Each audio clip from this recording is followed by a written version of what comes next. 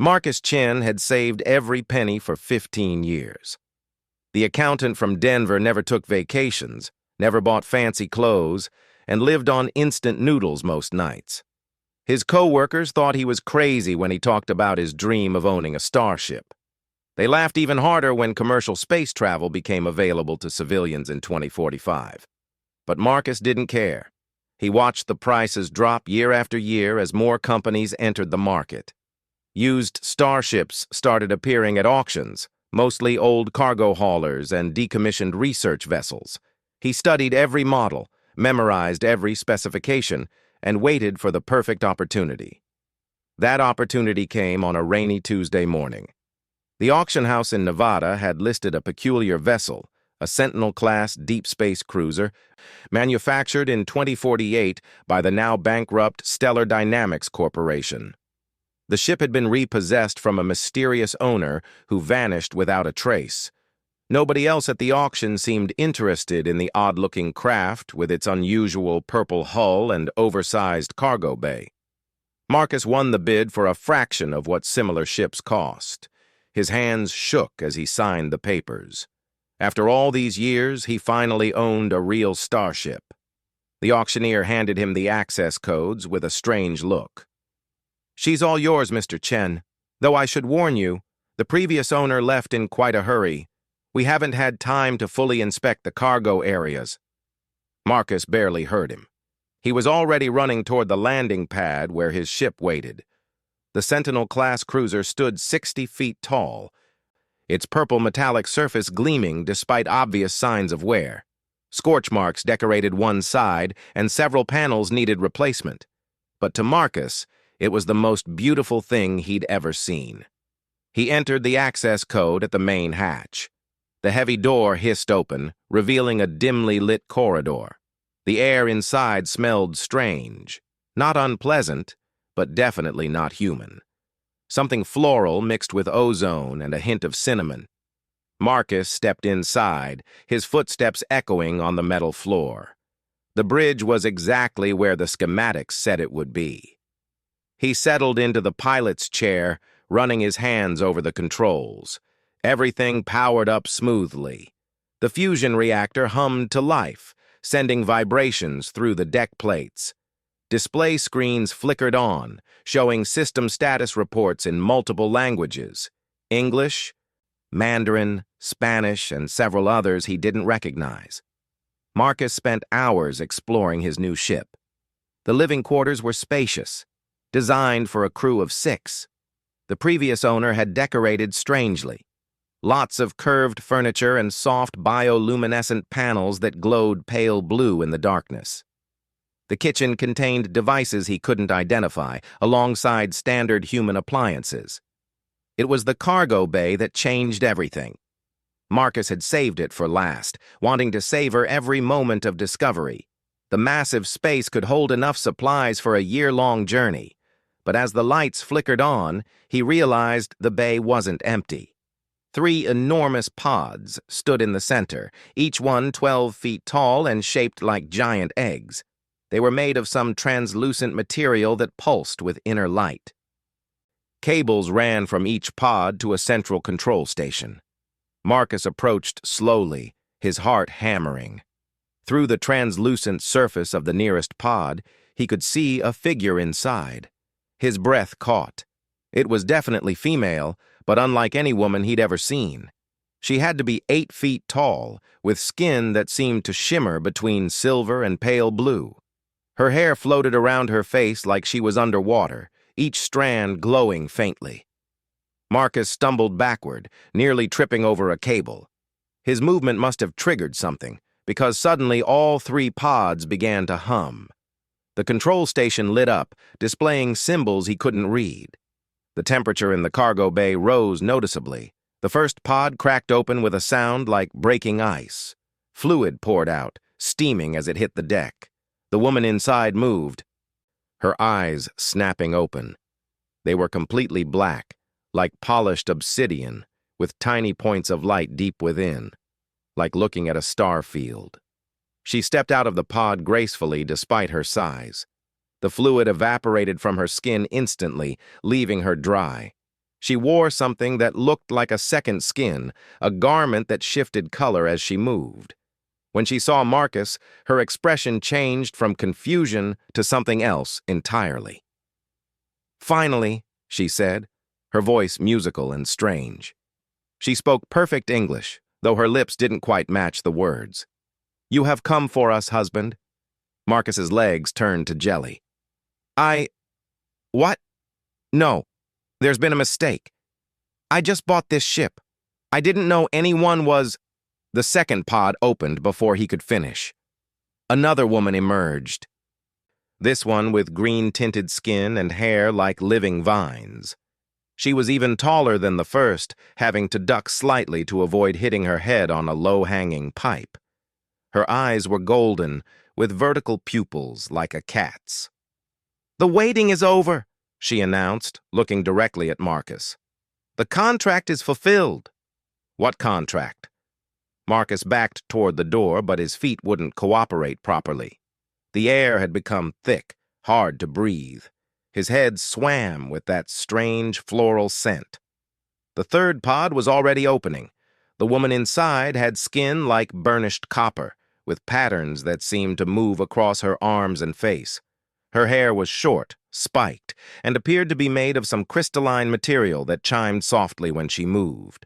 She was the shortest of the three, only about 7.5 feet tall. "Do not be afraid, husband," she said, her voice carrying harmonics that made Marcus's teeth ache. "We have waited so long for you to claim us." "I haven't claimed anybody." Marcus finally found his voice. "I don't even know what you are." The first woman, the silver-blue one, smiled. It was a surprisingly warm expression, despite her alien features. "We are Zephyrians from the outer spiral. I am Lyra." She gestured to the green woman. "This is Verdania." Then to the copper one. "And this is Pyra. We are yours now, by right of purchase." "The ship," Verdania added, moving closer. Marcus noticed her movements were impossibly fluid, like she had extra joints. "Whoever owns the ship owns what it contains. That is the law." "But I didn't know you were in here. This has to be illegal. I need to contact the authorities." Pyra laughed. A sound like wind chimes in a storm. "Earth authorities have no power over Zephyrian marriage contracts. You bought the ship knowing it contained cargo. We are that cargo." Marcus slumped against the wall. This couldn't be happening. He'd saved for 15 years to buy a ship, not 3 giant alien women. "Look, ladies, or, beings. There's obviously been some kind of misunderstanding. I'm just an accountant from Denver. I bought this ship to explore the solar system, maybe haul some cargo to make money. I'm not looking for wives, especially not alien wives, especially not 3 of them." Lyra tilted her head, studying him. Up close, he could see her features more clearly. She was beautiful in an otherworldly way, with high cheekbones and a delicate nose. Despite her size, there was something graceful, almost fragile about her. "You are not what we expected," she admitted. "The previous owner promised us a warrior prince would claim us, someone who could protect us from the hunters." "Hunters?" Marcus felt a chill run down his spine. "What hunters?" The 3 women exchanged glances. Verdania spoke first. "We should not burden him with this immediately. He needs time to adjust." "Time is what we lack," Pyra countered. Her crystalline hair clinked with agitation. "The hunters will have tracked the ship's sail. They will come." Marcus held up his hands. "Okay, stop. Everyone just stop for a minute." He took a deep breath, trying to think clearly despite the strange sense making his head swim. "Let's start from the beginning. Who are you, really? Why were you in those pods? And what's this about hunters?" Lyra gestured to a seating area he hadn't noticed before, curved benches that seemed to grow from the floor itself. "Sit with us, husband. We will explain everything." "And stop calling me husband." "But that is what you are," all 3 said in unison, their voices harmonizing in a way that made Marcus shiver. He sat down heavily, wondering if this was all some elaborate dream. Maybe he'd never made it to the auction. Maybe he was still in his cramped apartment in Denver, sleeping on his second-hand couch. But the bench felt solid beneath him. The air still smelled of alien flowers. And 3 impossibly tall women were settling around him, their movements synchronized like they shared a single mind. "We are not just any Zephyrians," Lyra began. "We are the last daughters of the Royal House of Winds. Our planet was destroyed in the war with the darkness between stars. Only a few thousand of our people survived, scattered across the galaxy. The marriage contracts were our salvation," Verdania continued. "Zephyrian females can only survive long-term in bonded groups. Without the psychic connection of marriage, we slowly fade. The contracts ensure we find suitable mates who can sustain us." Marcus rubbed his temples. "Psychic connection? This just keeps getting better." "You have not felt it yet?" Pyra leaned forward, her copper skin gleaming. "The pull between us? The warming of your mind?" Now that she mentioned it, Marcus did feel strange. Not bad strange, just different. Like someone had turned up the color saturation on the world. Everything seemed more vivid, more real. And when he looked at the 3 women, he felt a weird, tugging sensation in his chest. "That's just the shock," he said quickly. "I'm probably having a panic attack." Lyra reached out and touched his hand. Her skin was cool, smooth, with a texture unlike anything he'd felt before. The moment she made contact, the tugging sensation intensified. Images flashed through his mind. A purple sky with 3 moons, cities of crystal and light, ships like giant butterflies sailing through nebulas. He jerked his hand back. "What was that?" "The beginning of the bond," Lyra said softly. "It has already started, whether you accept it or not. We are connected now." Marcus stood up abruptly. "No, no way. This is insane. I need to think." He headed for the door, then turned back. "Don't go anywhere." Pyra laughed again. "Where would we go? This ship is our home now. As you are our husband." Marcus fled the cargo bay, their musical laughter following him through the corridors. He made it to the bridge and collapsed in the pilot's chair. His hands were shaking. Everything he'd planned, everything he'd dreamed about for 15 years had just been turned upside down. He activated the ship's communication system, thinking he should call someone. But who? The police. What would he say? "Help! I accidentally bought 3 alien wives?" They'd think he was crazy. Maybe he was crazy. Maybe working all those overtime hours had finally broken his brain. A soft chime drew his attention to one of the displays. It was showing a news feed from Earth's orbital traffic control. His blood ran cold as he read the headline. "Unknown vessels detected entering solar system. Origin and intent unknown." The article included a grainy, long-range image. 3 ships, each one looking like a cross between a spider and a switchblade. Even in the poor-quality photo, they radiated menace.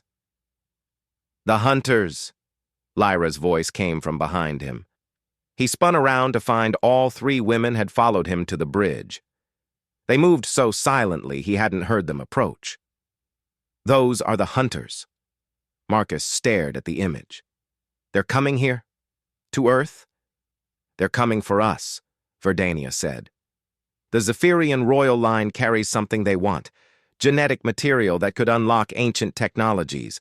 They've hunted our people across half the galaxy. And now they'll destroy anyone who stands in their way," Pyra added. "Including your Earth, if necessary." Marcus felt the weight of responsibility crushing down on him. It wasn't just about him anymore. If these hunters were as dangerous as the women claimed, then Earth itself could be in danger. "How long do we have?" Lyra studied the display, her black eyes reflecting the screen's light. "At their current speed, perhaps 7 of your days. A week. Marcus slumped in his chair. I have a week to figure out how to stop alien hunters with a used cargo ship and 3 wives I didn't know I had. 4, Verdania corrected. 4 what? 4 beings united as one. The marriage bond will make us stronger together than apart, but only if you accept it. Marcus looked at each of them in turn. Lyra, with her star-filled eyes and gentle grace. Verdania, with her plant-like beauty and calm wisdom. Pyra, with her crystalline fire and fierce spirit. They were aliens, strangers, completely outside anything he'd ever imagined. But they were also refugees, running from monsters that would destroy Earth to get to them. And somehow, impossibly, they were depending on him, Marcus Chen, accountant from Denver, who'd never been in a fight in his life. "Tell me about this bond," he said finally. "Tell me everything. If we're going to survive this, I need to understand what I've gotten myself into." The 3 women smiled, a synchronized expression that should have been creepy, but somehow wasn't. They settled into positions around the bridge, making themselves comfortable. "The Zephyrian marriage bond is ancient," Lyra began. "It dates back to when our people first learned to sail between stars." As she spoke, Marcus felt that tugging sensation again, but this time, he didn't pull away. He had 7 days to save Earth. 7 days to learn how to be a husband to 3 alien women. 7 days to become something more than just an accountant with a dream. The stars outside the view screen seemed to pulse with possibility and danger in equal measure. Marcus Chen had wanted to explore the universe. He just hadn't expected the universe to explore him back. The next 3 days passed in a blur of impossible revelations. Marcus learned more about alien biology, psychic bonds, and ancient star-faring civilizations than any human had ever known. His 3 unexpected wives proved to be patient teachers, though their methods were unlike anything in Earth's educational system. "Feel the ship," Lyra instructed, her cool hands placed over his on the control panel. "Do not think about flying. Become the flight itself." Marcus closed his eyes, trying to understand. Ever since the women had emerged from their pods, he'd noticed changes in himself. Colors seemed brighter. He could hear conversations from 3 decks away, and sometimes, just sometimes, he could sense the ship's systems like they were extensions of his own body. "I feel something," he admitted. "Like a pulse. Is that the reactor?" "Yes." Verdania clapped her hands, the sound like wind through leaves. "The bond enhances all your natural abilities. You're becoming more than human." "I don't want to be more than human," Marcus protested, but even as he said it, he knew it wasn't entirely true. The sensation of expanded awareness was intoxicating. When he opened his eyes, he could see energy patterns flowing through the ship's conduits, visible as faint streams of light. Pyra was working at the weapons station, her crystalline hair chiming with each movement. "These Earth weapons are primitive," she announced. "Mining lasers and asteroid deflectors. They won't even scratch a hunter ship." "Then what do we do?" Marcus asked, though part of him already knew the answer. The bond had been whispering solutions in the back of his mind, knowledge that wasn't his own seeping through. "We modify them," all 3 women said in unison. They'd been doing that more often, speaking with one voice, moving in perfect synchronization. Marcus found it both unnerving and strangely beautiful. "Using Zephyrian technology," Lyra added, "but it will require a deeper connection. You're still resisting us, Marcus. The bond can only grow stronger if you stop fighting it." Marcus rubbed his face. He'd barely slept in 3 days, afraid of what might happen if he let his guard down completely. In his few moments of dozing, he'd dreamed of purple skies and silver cities, of flying through space without a ship, of 3 voices calling his name across the cosmos. "What happens if I fully accept the bond?" he asked. "Will I still be me?" Verdania moved closer, her golden eyes soft with understanding. You will be more you than ever before.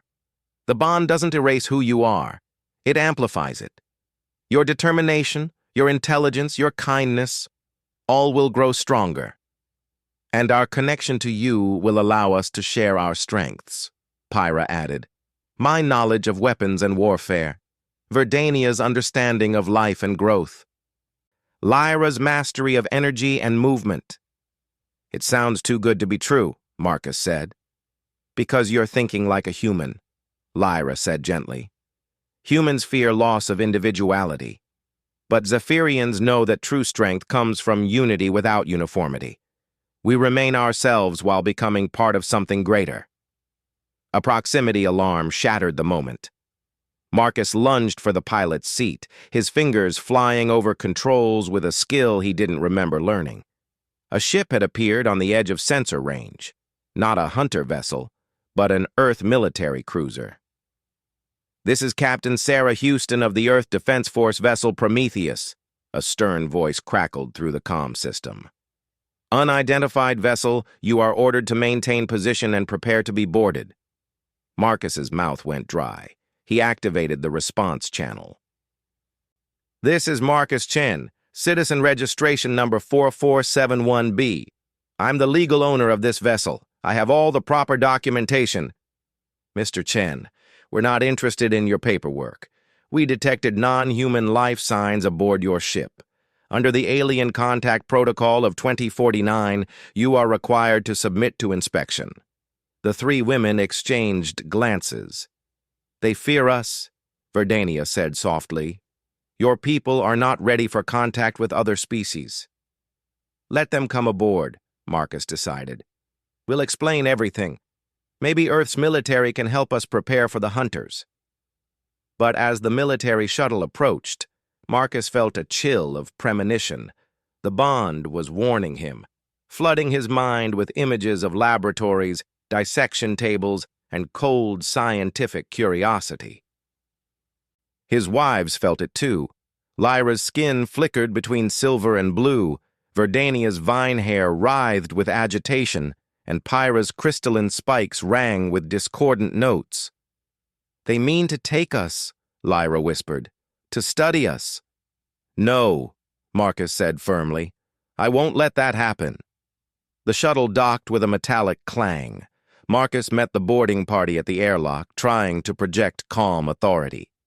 Captain Houston was a compact woman with steel-gray hair and eyes like ice. She was flanked by 6 Marines in full combat armor. Mr. Chen, she said, not bothering with pleasantries. Where are the aliens? They're not aliens, Marcus said. They're refugees, and they're under my protection. Houston's eyebrow arched. Your protection? Mr. Chen, you're a civilian who stumbled onto something far beyond your comprehension. Stand aside. No. The word hung in the air between them. Houston's hand moved to her sidearm. Don't make this difficult. That's when Marcus felt it, a surge of power through the bond. His wives were behind him, just out of sight around the corner, but their presence filled his mind. Lyra's grace, Verdania's wisdom, Pyra's fire. They were offering him their strength, if only he would accept it. He accepted. The change was instantaneous. Marcus felt his awareness explode outward, encompassing not just his own ship, but Houston's cruiser as well. He could sense every system, every circuit, every breath of recycled air. The Marines' weapons were smart-linked to their armor that ran on standardized military firmware he suddenly knew how to access. Captain Houston, he said, his voice carrying harmonics that hadn't been there before. You and your team are going to return to your ship. You're going to report that you found nothing unusual, and then you're going to leave us in peace. Houston's eyes widened. What are you? Marcus pushed with his mind. A gentle pressure transmitted through the bond. The Marines' weapons powered down, their armor's servo motors locked. Houston reached for her communicator, but her hand stopped halfway. Impossible, she breathed. You're just an accountant. I was, Marcus agreed. Behind him, his wives stepped into view. Houston gasped at their appearance, but she couldn't move, held by the invisible force Marcus was projecting. Now I'm something else.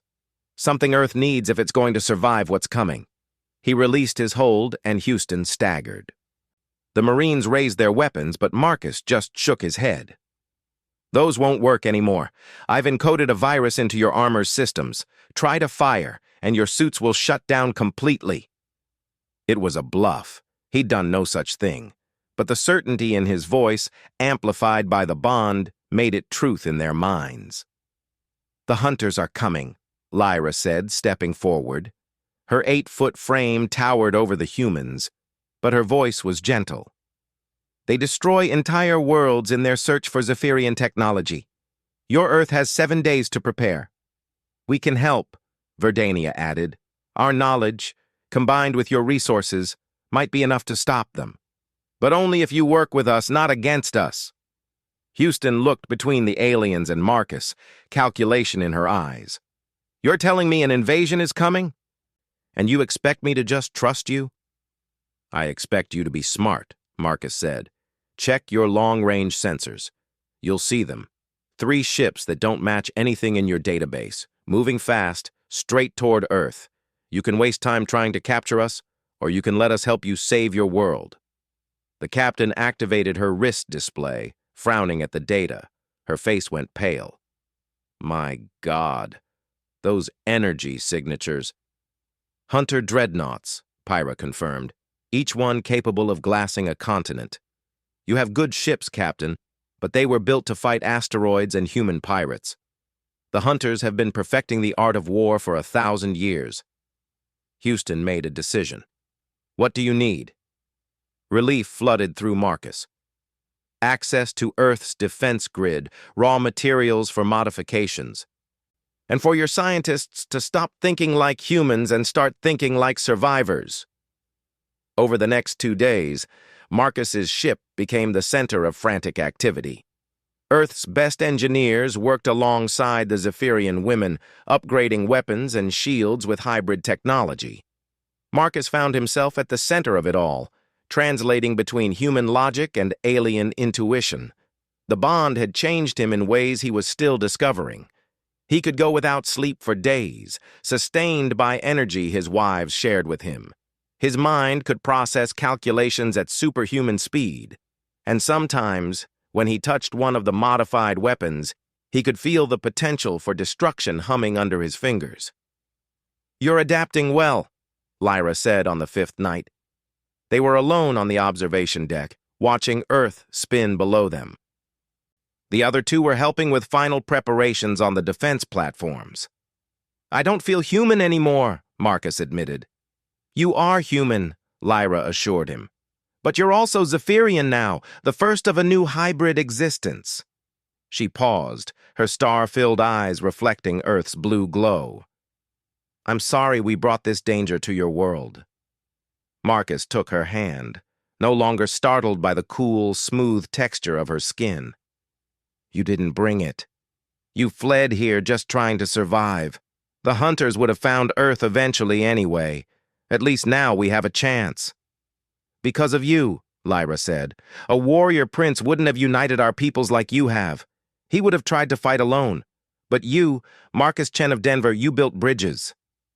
Through the bond, Marcus felt Verdania and Pyra's agreement, their affection warming him from across the ship. It was still strange, being married to 3 alien women he'd known for less than a week. But the connection between them had grown beyond mere circumstance. He understood them now, their loss, their hope, their determination to survive. And they understood him, his dreams, his loneliness, his deep need to matter in the universe. The hunters arrive tomorrow, Lyra said. I know. Marcus squeezed her hand. Are we ready? The weapons are as ready as we can make them. The Earth fleet is in position. But the hunters are cunning. They won't just attack directly. What will they do? Lyra turned to face him fully. They'll try to separate us. The bond is our strength, but it's also a vulnerability. If they can isolate you from us, or us from each other, We become just individuals again, weak, mortal. Then we don't get separated, Marcus said simply. It may not be that simple. The hunters have psychic weapons of their own. They'll try to turn your mind against us, make you see us as the enemy. You must remember, no matter what illusions they show you, we are your wives and you are our husband. That truth will anchor you. The next morning came too soon. Marcus stood on the bridge of his ship, now bristling with hybrid weapons. His wives surrounded him, their presence in his mind a comforting constant. The Earth fleet spread out around them, dozens of ships upgraded with Zephyrian technology in a desperate last-minute refit. Long-range sensors detecting incoming vessels, the fleet commander announced. 3 ships matching the profile of the Hunter dreadnoughts. They'll be in weapons range in 30 minutes. Marcus felt the fear ripple through the human crews. They'd trained for this moment, but facing the reality of alien warships was different from simulations. He reached out through the bond, drawing on Pyra's warrior confidence, and broadcast it to the fleet. All ships, this is Marcus Chen. I know you're scared. I'm scared too. But we're not facing this alone. Human and Zephyrian, we stand together. Trust in your modifications. Trust in each other. Today we prove that Earth is not easy prey. The words seemed to steady the fleet. Ships moved into formation, weapons charging.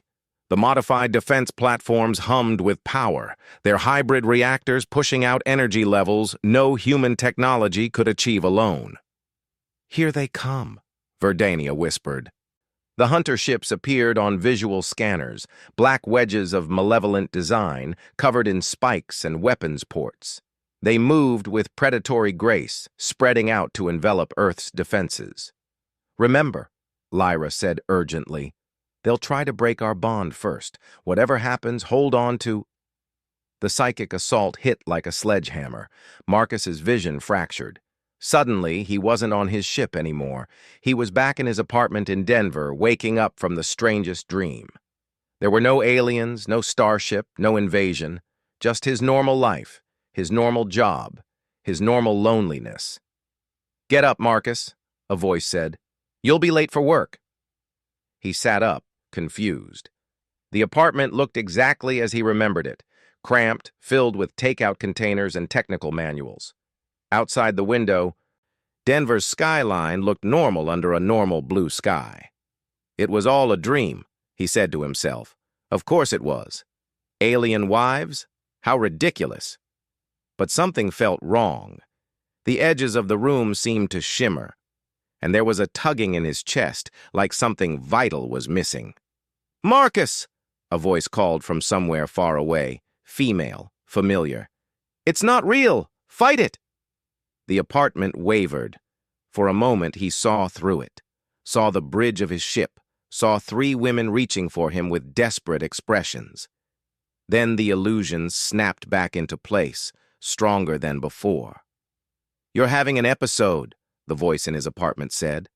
A figure emerged from the kitchen, a human woman, small and blonde, wearing the kind of sundress he'd always found attractive. Remember, the doctor said this might happen. The stress of your job finally caught up with you, but I'm here now. I'll take care of you. She reached for him, and Marcus almost took her hand. It would be so easy to accept this reality. No invasion to stop, no impossible responsibilities, just a normal life with a normal woman who didn't tower over him or have star-filled eyes or vine-like hair. But the tugging in his chest grew stronger, and suddenly he realized what was missing.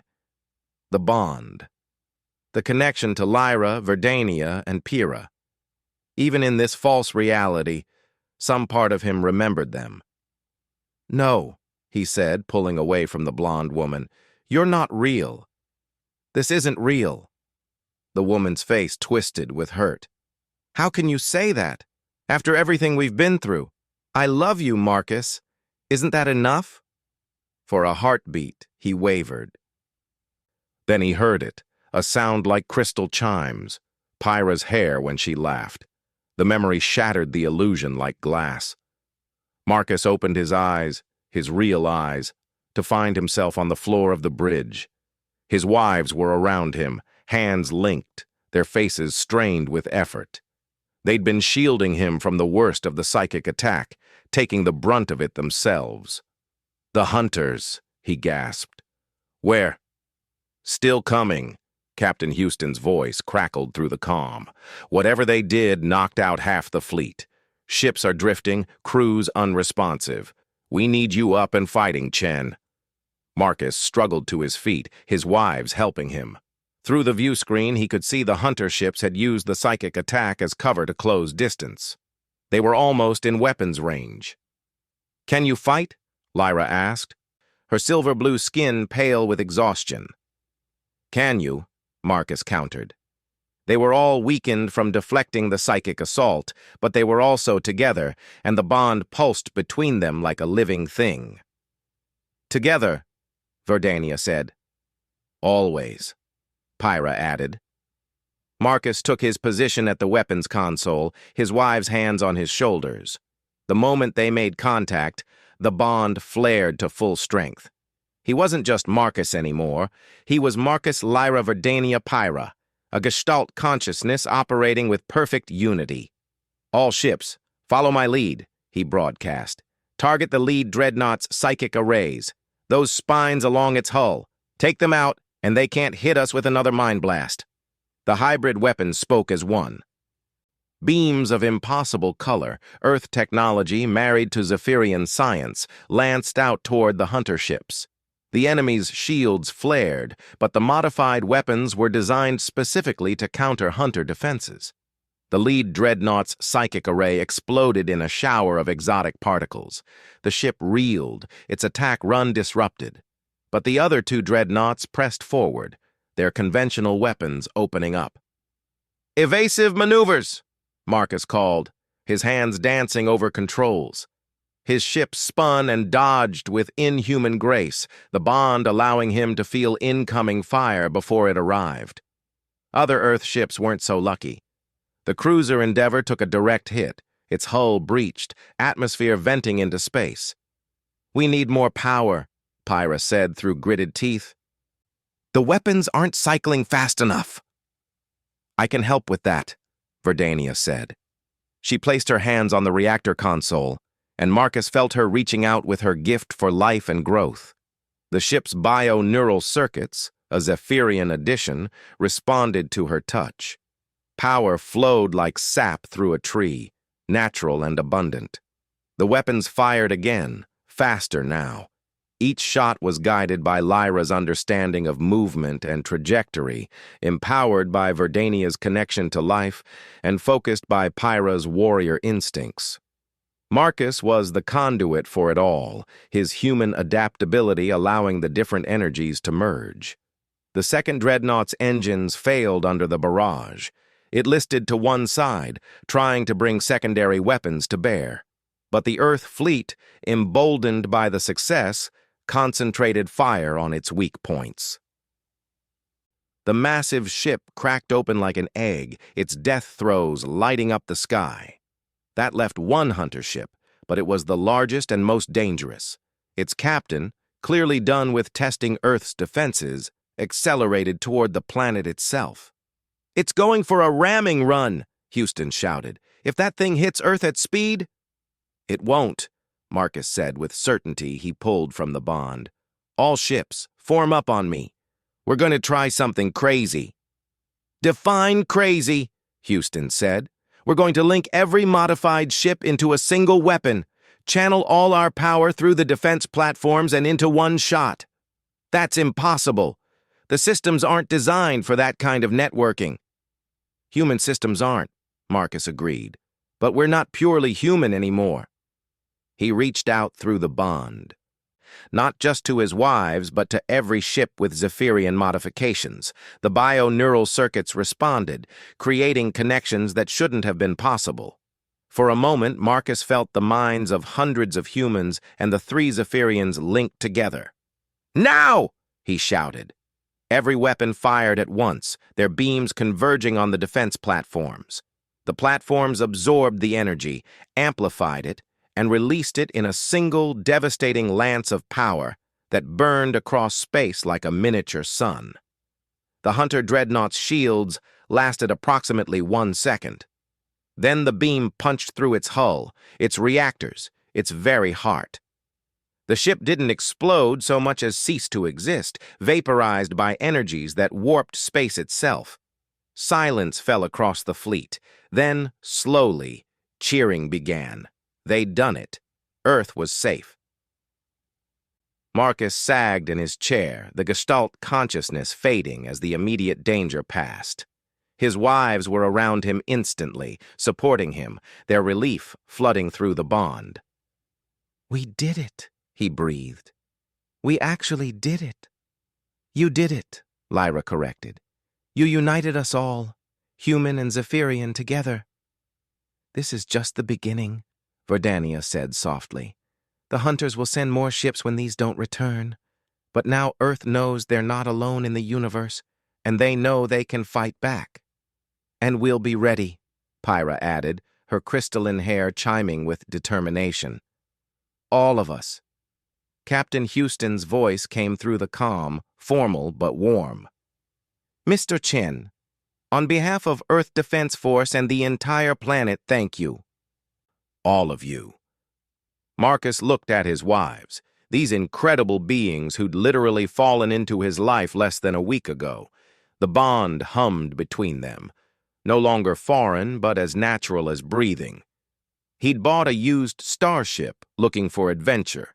He'd found so much more. "What happens now?" he asked them. "Now," Lyra said with a smile, "we teach your world what we've learned. That strength comes from unity. That differences can be bridges, not barriers. And that sometimes the universe sends you exactly what you need, even if it's not what you expected. Plus," Pyra added with a grin, "we still have a honeymoon to plan. I hear Jupiter's moons are lovely this time of year." Marcus laughed, tension draining away. His life would never be normal again.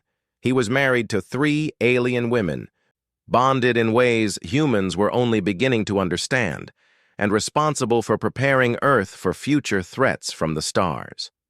But as he felt the warmth of the bond, the presence of beings who understood him completely and accepted him unconditionally, Marcus realized something. He didn't want normal anymore. He wanted this strange, impossible, wonderful life among the stars. 6 months had passed since the Hunter attack, and Earth would never be the same. Marcus stood on the observation deck of the newly constructed Earth Zephyrian Embassy Station, watching ships come and go from the massive structure.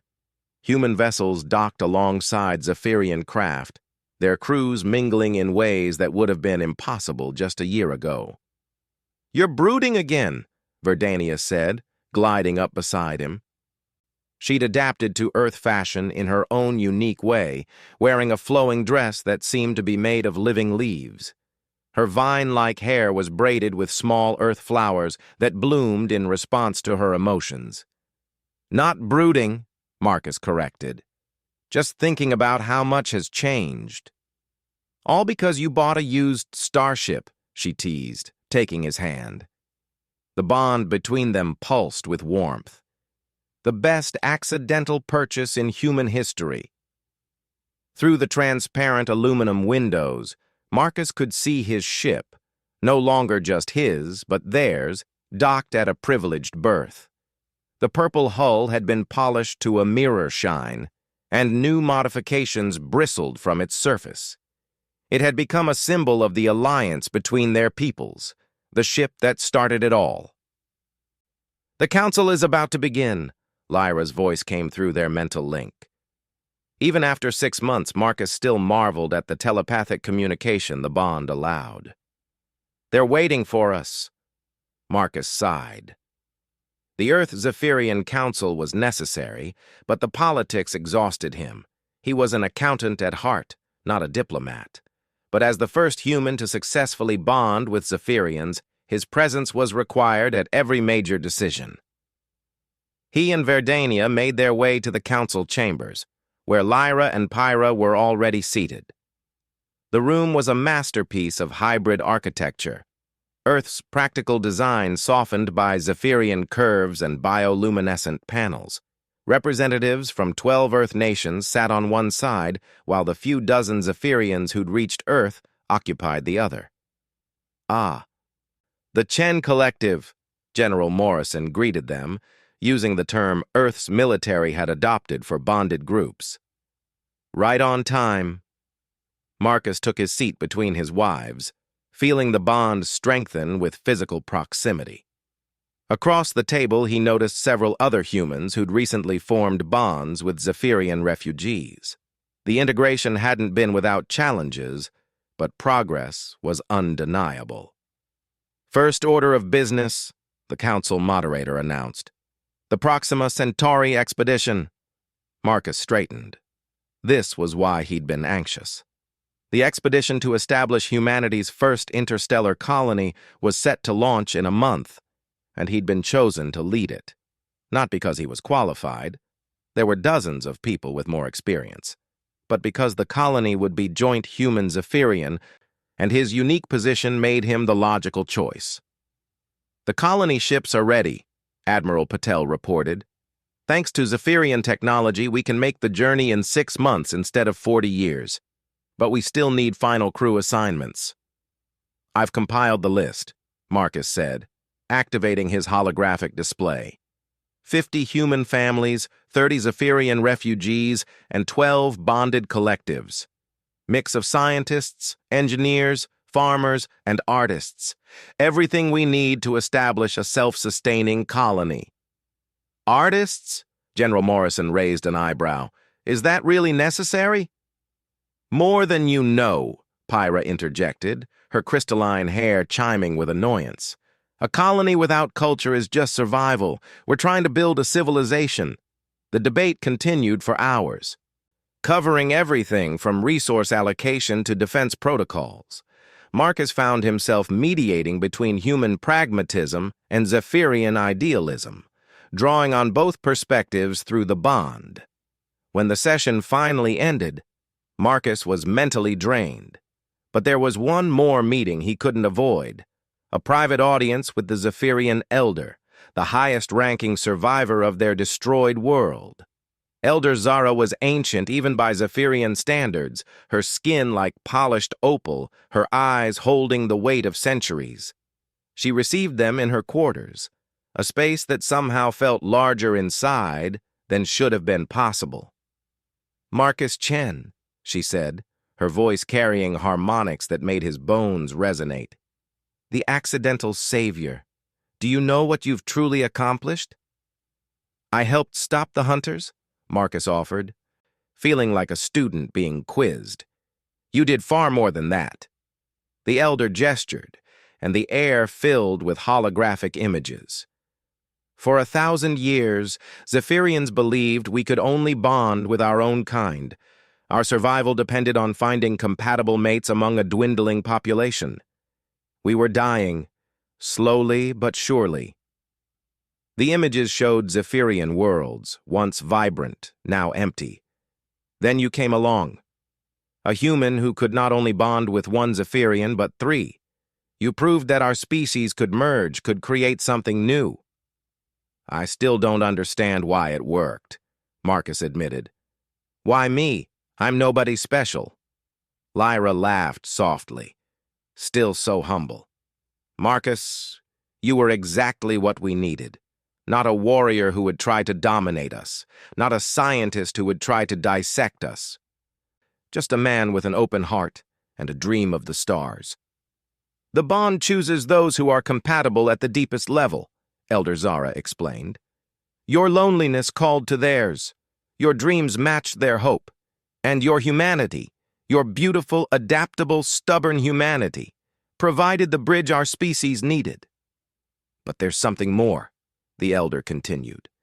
Something we haven't told the council yet. Verdania? Verdania stepped forward, her golden eyes shimmering with an emotion Marcus couldn't identify. She took his hands in hers, and through the bond he felt her nervousness. I'm pregnant, she said simply. The words hit Marcus like a physical blow. But how? I thought humans and Zephyrians couldn't— Neither did we, Lyra said, moving to embrace them both. But the bond changes us at a genetic level. Life finds a way, as your Earth saying goes. The first hybrid child, Pyra added, her usually fierce expression soft with wonder. The beginning of a new species, neither human nor Zephyrian, but something unique. Marcus's legs felt weak. A father. He was going to be a father. Are you okay? Is the baby okay? What do we need to do? Both mother and child are healthy, Elder Zara assured him. But this changes everything. The colony mission becomes even more vital. The child will need both Earth and Zephyrian influences to thrive. We're really doing this, Marcus said, looking at each of his wives. We're really creating a new world. Together, they said in unison, their voices harmonizing in a way that still sent shivers down his spine.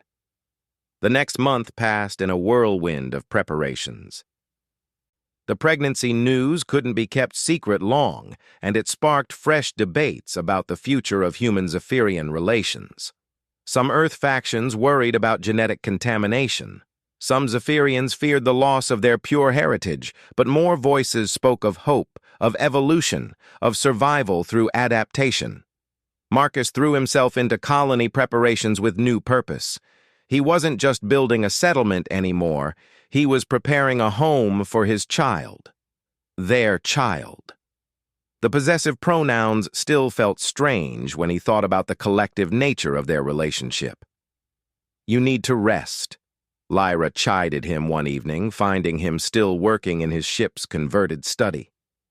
The supplies will get loaded whether you supervise every crate or not.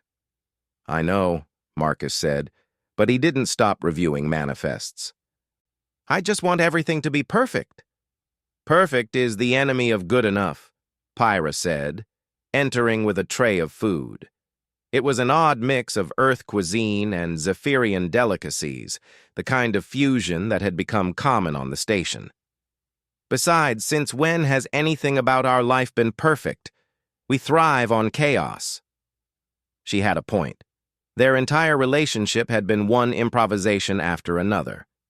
Why should parenthood be any different? Have you thought about names? Verdania asked, joining them. Her pregnancy was just beginning to show, a slight luminescence to her green-tinted skin that made her glow softly in the dim light. I was thinking something that honors both cultures, Marcus said. Maybe— An alarm cut him off. Not the general station alert, but their ship's private warning system. Marcus was moving before he consciously registered the sound, his wives right behind him. They reached the bridge to find an unexpected sight on the main screen. A ship had dropped out of hyperspace near the station. But it wasn't a hunter vessel or Earthcraft. It was Zephyrian, but of a design none of them recognized, sleek and organic, like a living creature of metal and light. That's impossible, Lyra breathed. That's a royal yacht. They were all destroyed with the homeworld. The comm system activated, and a face appeared that made all three women gasp. Another Zephyrian, male with skin like polished gold and eyes that burned with inner fire. Sisters of the royal house, he said, his voice carrying the authority of ancient bloodlines. I am Prince Zoran of the Northern Winds. I've searched for years to find you. Marcus felt the emotional tsunami through the bond. Shock, hope, confusion, and something else. A wariness that made his protective instincts flare. Zoran, Verdania whispered. We thought you were dead. We thought all the males were dead. Some survived, the prince said. Scattered, hiding, waiting. When we detected the hunter losses in this system, we had to investigate. To find you three alive and— His eyes narrowed as he focused on Marcus. Bonded to a human? This is unexpected. Things have changed, Zoran, Lyra said carefully. We've found a new way forward, a path of integration with humanity. Integration? The prince's perfect features twisted with something like disgust. You've diluted our bloodline with lesser beings? The royal house reduced to this? Marcus felt Pyra's anger spike through the bond, her crystalline hair ringing with discordant notes. Lesser beings? These lesser beings saved us, gave us hope, gave us a future. A future as pets, as curiosities? Zoran shook his head. No, you'll come with me. We'll restore the proper order. The royal house will continue as it should. Pure, untainted. We're not going anywhere, Marcus said, surprised by the steadiness of his own voice. They're my wives, we're bonded, and if you knew anything about what that means, silence, human, Zoran snapped. You dare speak to Zephyrian royalty? You're nothing but a primitive who got lucky. The bond can be broken. Should be broken. Actually, it can't. Elder Zara's voice came from behind them. She'd arrived with a security detail, both human and Zephyrian. The deep bond once formed is permanent. To break it would kill all involved. Prince Zoran, your arrival is unexpected. Elder Zara, Zoran's tone held a mix of respect and frustration. Surely you see the madness in this. Zephyrians breeding with humans, our culture, our heritage, lost forever. Not lost, the elder said firmly. Evolved, adapted. The universe changed, young prince. We must change with it or perish. These three have shown us the way. And what of our child? Verdania spoke up, her hand moving protectively to her stomach. Your nephew or niece, Zoran? Would you reject them for being half-human? The prince's composed mask slipped for a moment, showing genuine shock. A child? You're carrying a hybrid? The first of many, Marcus said, moving to stand with his wives. The beginning of something new, something that might be better than what came before. Zoran's ship hung in space for long moments, the comm channel silent. Marcus could feel the tension through the bond, his wives' conflicting emotions washing over him. Part of them yearned to reconnect with their own kind, to reclaim their heritage. But a stronger part was committed to the path they'd chosen, the future they were building. I need time to think, Zoran finally said. Permission to dock? Elder Zara nodded. Granted, but know this, Prince, the old ways are gone. If you've come to recreate the past, you'll find no allies here. If you've come to help build the future, you're welcome. The channel closed, leaving them in uneasy silence. This complicates things, Lyra said unnecessarily. Will he try to take you away? Marcus asked, voicing his deepest fear. He can try, Pyra said fiercely. But we chose you, Marcus Chen. We chose this life, and I'll fight anyone who tries to take it from us. We all will, Verdania added. But I hope it doesn't come to that. Zoran is family. Maybe he can learn to see things differently. The next few days were tense. Prince Zoran moved through the station like a storm cloud, his disapproval evident in every gesture. He attended council meetings, toured the hybrid technology labs, observed the integrated crews working together, and always, his burning gaze returned to Marcus and his wives. Things came to a head the night before the colony expedition's departure. Marcus found Zoran on the observation deck where it all began, staring out at the stars. You know, Marcus said, joining him at the window, this is where I first started to understand what I'd gotten myself into. 3 alien women claiming me as their husband. I thought my life was over. Wasn't it? Zoran asked. The human Marcus Chen ceased to exist that day. You became something else. Something more, Marcus corrected. I'm still me. Still the accountant from Denver who loved spreadsheets and dreamed of the stars. But now I'm also part of something larger. You corrupted them, Zoran said, though the heat had gone out of his voice. Made them forget their heritage. I gave them a reason to remember it, Marcus countered. to share it, to celebrate it, to pass it on to the next generation. Your culture doesn't die by mixing with ours. It grows. They stood in silence for a while, watching Earth turn below them. The child, Zoran said eventually. It really is healthy? Perfect, according to the doctors. A little miracle that shouldn't exist but does. Marcus paused. Would you like to feel? Zoran turned sharply. What? The bond. Would you like to feel what we feel? Verdania said it's possible to share a temporary connection with blood relatives. For the first time since his arrival, the prince looked uncertain. That would be... scary? Marcus smiled. Yeah, it was for me too. But it's worth it. Before Zoran could respond, Verdania appeared. She'd been waiting, Marcus realized, connected through the bond and knowing exactly when to arrive. She approached her brother by heritage slowly, hands extended. Just for a moment, she said softly. Just to understand. Zoran hesitated, then took her hands. The moment they connected, his eyes widened. Through his bond with Verdania, Marcus felt the echo of what Zoran experienced, the warmth of connection, the depth of love, the potential of new life growing. More than that, he felt the prince's loneliness, the weight of trying to preserve a dying culture alone. When Verdania released him, Zoran staggered. Lyra and Pyra had arrived too, surrounding him with the same acceptance they'd shown Marcus that first day. We're still Zephyrian, Lyra said gently. We still honor our ancestors, maintain our traditions, speak our language. But we do it in partnership now, not isolation. The universe is vast, Pyra added. Room enough for both preservation and evolution. Zoran looked at each of them, then at Marcus. Something in his golden eyes had changed. The fire still burned, but it was warmer now, less consuming. The colony expedition, he said slowly. Do you have room for one more ship? Marcus grinned. I think we can manage that. The launch day dawned clear and bright. The colony fleet assembled beyond Earth's orbit.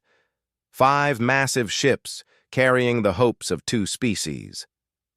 Marcus stood on the bridge of his vessel, now designated the flagship, watching final preparations. His wives were with him, as always. Verdania's pregnancy glow had intensified, making her look like she carried a small star. Lyra was coordinating with the navigation teams, her grace making complex calculations look like dance. Pyra was running last-minute weapons checks because old habits died hard. Nervous? Verdania asked, taking his hand. Terrified, Marcus admitted. I bought a used Starship to explore the solar system.